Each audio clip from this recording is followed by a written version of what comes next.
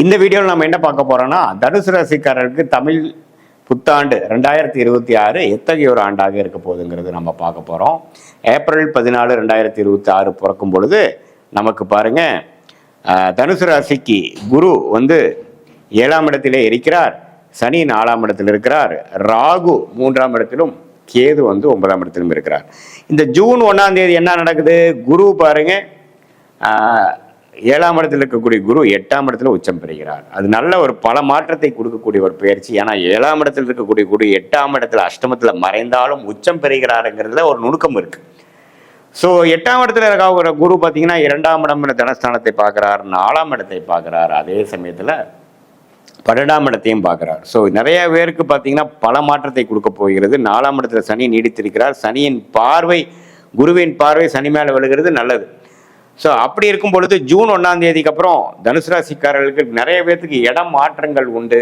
வெளிநாடு எதிர்பார்க்குறவங்களுக்கு வெளிநாடு போகக்கூடிய உண்டு, வெளி மாநிலம் போகக்கூடிய உண்டு, ஒரு வீட்டு விட்டு இன்னொரு வீடு மாறக்கூடிய அமைப்புகள் இருக்கு, பழைய வீட்டு விட்டு புது வீட்டுக்கு போகக்கூடிய அமைப்புகள், அது மாதிரி பல மாற்றங்களை கொடுக்கக்கூடிய அமைப்புகள். அதே மாதிரி ஃபண்ட்ஸ், பண வரவுகள் பார்த்தீங்கன்னா பல சோர்ஸில் வரக்கூடிய அமைப்புகள், கொஞ்சம் கடன் பட்டாலும் அது மூலமாக சில சுப செலவுகள் செய்யக்கூடிய அமைப்புகள்ங்கிற மாதிரி பல விஷயங்கள் நடக்கக்கூடிய அமைப்புகள் கண்டிப்பாக காட்டுகிறது.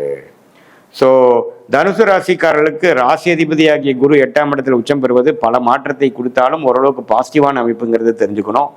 அதே சமயத்தில் 4ஆம் இடத்துல சனி இருந்து ராசியவே பார்த்து பிரச்சனை பண்ணி ஒரு மாதிரியான டென்ஷன் கொடுத்துட்டு இருந்த டைம்லாம் பார்த்தீங்கன்னா இப்போ குருவின் பார்வையினால கொஞ்சம் தனியுது. ஸோ முதல் இருந்த ப்ரெஷர் இருக்காது, முதல் இருந்த ஒரு மனம் இறுக்கங்கள் இருக்காது, கொஞ்சம் ஒரு மாதிரியான ஒரு தன்மை கொடுக்கக்கூடிய அமைப்புகள் கண்டிப்பாக இருப்பதனால தனுசு ராசிக்காரர்களுக்கு 2026 ஏப்ரல் 14 ஆகக்கூடிய பயிற்சி ஒரு அருமையான பயிற்சி. அதுக்கப்புறம் டிசம்பர் அந்த ஏப்ரல் 24 ஆகக்கூடிய அந்த புத்தாண்டு பார்த்தீங்கன்னா அதுக்கப்புறம் ஒரு 45 நாளுக்கு அப்புறம் ஆகக்கூடிய குரு பயிற்சி அருமையான பயிற்சி. அதே மாதிரி டிசம்பர் 6ஆம் தேதி ஆகக்கூடிய அந்த ராகு கேது பயிற்சி பாருங்க, ராகு 2ஆம் இடத்துக்கும் கேது 8ஆம் இடத்துக்கும் போகிறார். ஸோ இந்த 2-8 ராகு போய் குரு பார்வை பெறுவது பார்த்தீங்கன்னா இம்போர்ட் எக்ஸ்போர்ட் பண்ணிட்டு இருக்கிறவங்க, வெளி மாநிலம் வெளிநாடு சம்மந்தப்பட்ட துறையில் இருக்கிறவங்க, நிறைய டிராவலிங்கில் இருக்கிறவங்க, அவங்களுக்கு எல்லாமே நல்ல ஒரு விசேஷ பலன் இருக்கு. ஏன்னா கடகமும் சரராசி,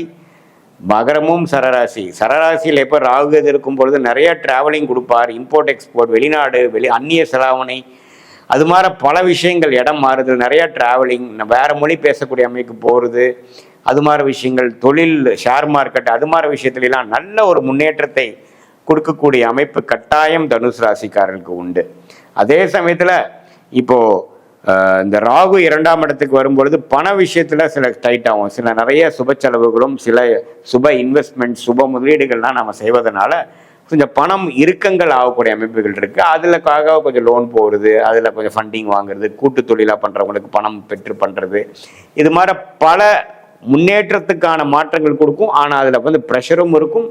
ஆனால் அது பண்ணினாதான் அடுத்த லெவலுக்கு போக முடியுங்கிற மாதிரி அமைப்பு இருப்பதனால தனுசு ராசிக்காரர்கள் இந்த டைமில் ரிஸ்க் எடுத்து பல விஷயங்கள் அவங்களுடைய கம்ஃபர்ட் ஜோன்லேருந்து வெளியில் வரக்கூடிய அமைப்புகள் கொடுக்குது. வெளிநாட்டில் போய் படிக்கணும், உயர்கல்வி படிக்கணும்னு சொல்லக்கூடிய ஸ்டூடெண்ட்ஸ், அவங்களுக்கெல்லாம் நல்ல ஒரு வாய்ப்பு, விசா கிடைச்சி போகிறது, அவங்களுக்கு வேணுங்கிற காலேஜ் இன்ஸ்டிடியூஷனுக்கு அட்மிஷன் கிடைக்கிறது. அதே மாதிரி நார்த் இந்தியாவில் போகக்கூடிய நினைக்கிறவங்களுக்கு, அதே மாதிரி இந்த அரசு உத்தியோகத்தில் போய் ஜாயின் பண்ணணும்னு நினைக்கிறவங்களுக்கு போஸ்டிங் மாறுறது, டிரான்ஸ்ஃபர் கிடைக்கிறது, ப்ரொமோஷன் வித் டிரான்ஸ்ஃபர், அது மாதிரிலாம் கிடைக்கக்கூடிய அற்புதமான ஒரு அமைப்புகள் இருக்குது. எப்பவுமே சனியை உச்சகுரு பார்க்கும் பொழுது சனியின் கோரகுணம் 4ஆம் இடத்துலேருந்து 10ஆம் இடத்தை பார்த்து தொழில், வேலை, சுகத்தை எல்லாம் கெடுக்காமல் ஓரளவுக்கு ஓர்சலாக அடுத்தடுத்து நம்ம ஃபியூச்சரில் வாழ்க்கையில் ஜெயிக்கக்கூடிய அமைப்புக்கு வேணுங்கிற வாழ்வாதாரத்தை நோக்கி போகக்கூடிய அமைப்புகள் எல்லா வயதினர் தனுசு ராசிக்காரர்களுக்கும் உண்டு அப்படிங்கிறத நம்ம எந்த விதத்திலையும் மறந்துடக்கூடாது. ஸோ அதனால் கண்டிப்பாக வரக்கூடிய குரு பயிற்சி, தமிழ் புத்தாண்டு பிறந்து 1.5 மாதம் நடக்கிற குரு பயிற்சியும், தமிழ் புத்தாண்டு பிறந்து 8 மாதம் நடக்கக்கூடிய ராகுகேது பயிற்சியும் ஓரளவுக்கு நல்ல மாற்றங்கள், ஒரு டைமில் ஒரு கம்ஃபோர்ட் இல்லாத சுச்சுவேஷனுக்கு போகிற மாதிரி இருந்தாலும் ஃப்யூச்சரில் அதுதான் நம்மளை நெக்ஸ்ட் லெவலுக்கு கொண்டு போனதுங்கிறத மாதிரி கொடுக்கக்கூடிய ஒரு அற்புதமான மாற்றங்களை கொடுக்கக்கூடிய அமைப்பு கண்டிப்பாக தனுசு ராசிக்கு இருக்குது. இது ஒரு பொதுவான பலனை தவிர உங்களுடைய ஜென்ம ஜாதகத்தில் உங்களுக்கு என்ன மாதிரி ஒரு லக்னத்தில் பிறந்தீங்க, நீங்கள் எந்த ராசி, நீங்கள் மூல நட்சத்திரத்தில் பிறந்திருந்தாலும், பூராட நட்சத்திரத்தில் பிறந்திருந்தாலும், உத்திராட நட்சத்திரத்தில் பிறந்திருந்தாலும், நீங்கள் என்ன லக்னத்தில் பிறந்தீங்க, லக்னாதிபதி எப்படி இருக்குது, அடுத்து வரக்கூடிய தசாபுக்திகள் எப்படி இருக்குது, தசநாதன் வந்து கோச்சாரத்தில் எத்தகைய ஒரு அமைப்பில் போயிட்டு இருக்கார், புக்திநாதன் எது மாதிரி அமைப்பில் போயிட்டு இருக்கிறாருங்கெல்லாம் ஒருங்கிணைத்து பார்க்கும் பொழுது அடுத்த வரக்கூடிய காலகட்டத்தில் நம்ம இன்னுமே துல்லியமான பலன்கள் எப்படி வந்து அடுத்த வரக்கூடிய ஷார்ட் டேர்ம் எப்படி,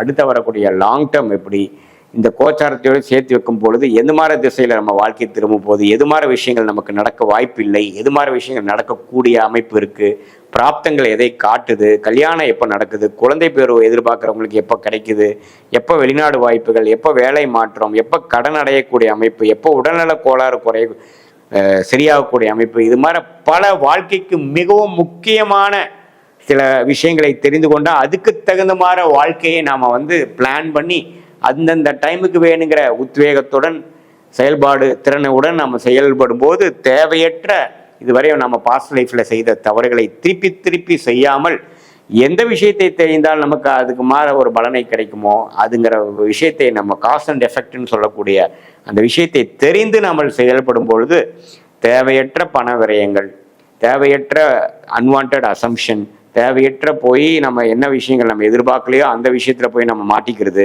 இதெல்லாம் செய்யாமல் எது நமக்கு வேணுமோ அதில் ஒரு கிளாரிட்டி, அதில் ஒரு விஷயங்கள். அதனால சயின்டிஃபிக் வேதிக் அஸ்ட்ராலஜி போகும்பொழுது உங்களுக்கு எது பிராப்தம், உங்களுக்கு எந்த பிராப்தம் இருக்கோ அதில் தான் உங்களுக்கு இன்ட்ரெஸ்ட்டும் இருக்கும்.